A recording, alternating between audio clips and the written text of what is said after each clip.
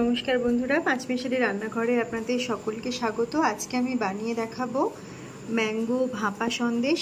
এই রেসিপিটা খেতে দারুণ লাগে, মুখে দিলেই মিলিয়ে যাওয়ার মতো একটা সন্দেশের রেসিপি। আপনারাও ট্রাই করতে পারেন। আজকের এই ভিডিওটা দেখে যদি ভালো লাগে তাহলে অবশ্যই লাইক শেয়ার করবেন আর কমেন্ট করে জানাতে ভুলবেন না আপনাদের কেমন লাগলো।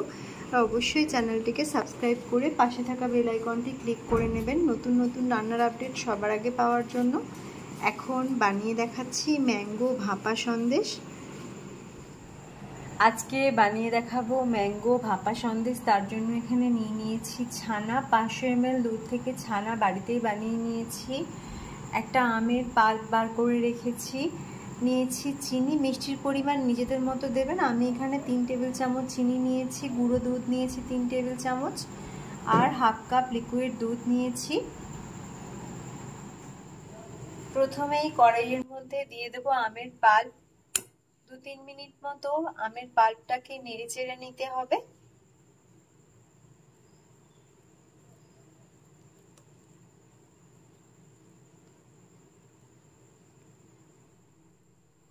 দু 3 মিনিট মতো নেড়ে চেড়ে নিয়েছি। এখন গ্যাস অফ করে আমটাকে ঠান্ডা করে নিতে হবে।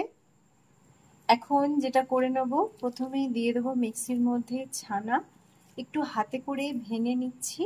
ছানাটা আমি বাড়িতেই বানিয়ে নিয়েছি, জল ঝরিয়ে রেখেছি।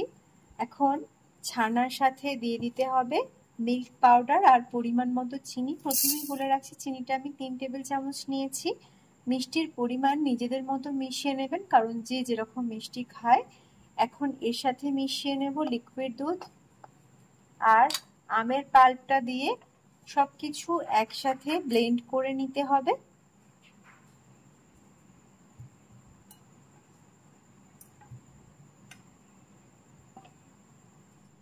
এখন এই টিফিন বক্সটার মধ্যে ভাপা সন্দেশ বানাবো।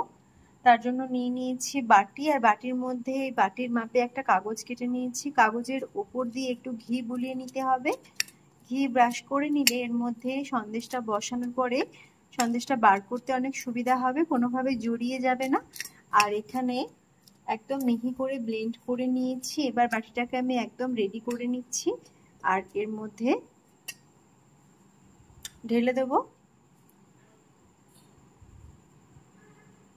ব্লেন্ড করা আমটা ঢেলে আগে বাটিটাকে আমি রেডি করে নিচ্ছি।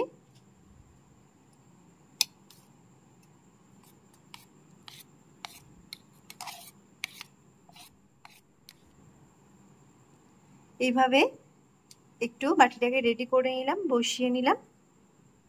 এখন একটা ডেচকি বসিয়ে নিয়েছি, এর মধ্যে দিয়ে দিচ্ছি জল। জলের পরিমাণটা এমনই দেবো যাতে বাটির মধ্যে জলটা না থাকে।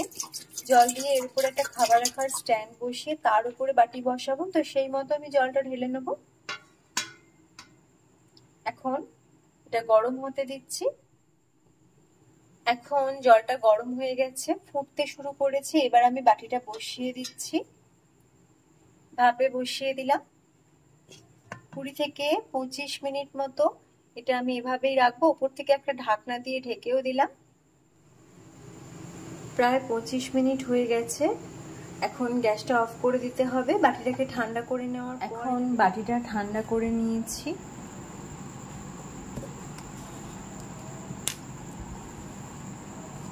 এবার প্লেটের মধ্যে এটাকে উল্টিয়ে দিতে হবে।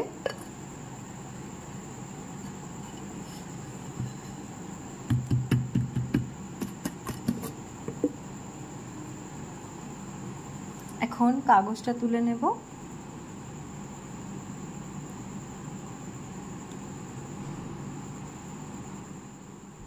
এবার কেটে নিচ্ছি। আমের ভাপা সন্দেশ কত সহজেই রেডি হয়ে যায়, আপনারাও দেখলেন। তো এইভাবে বানিয়ে নিতে পারেন, খেতে দারুণ লাগবে। এখন আমি সন্দেশের আকারগুলো দিয়ে নিচ্ছি।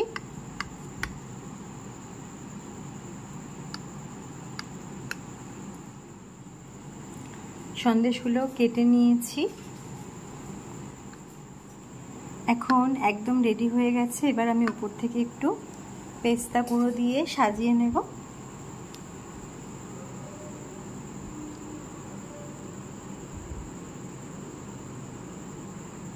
আপনারাও ট্রাই করতে পারেন। ম্যাঙ্গো ভাপা সন্দেশের এই রেসিপিটা।